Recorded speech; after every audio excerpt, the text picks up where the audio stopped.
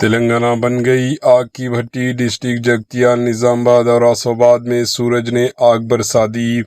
تلنگانہ میں گرمی کی شدت خطرناک حد تک بڑھ گئی ہے۔ صبح سے ہی سورج کی تپش نے عوام کو بے حال کر دیا اور روزمرہ کاموں کے لیے باہر نکلنے والے شہری شدید گرمی سے پریشان دکھائی دے رہے ہیں۔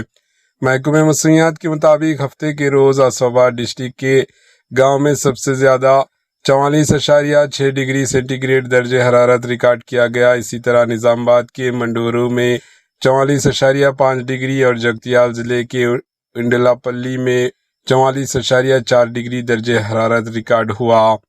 Bureau report, H N news.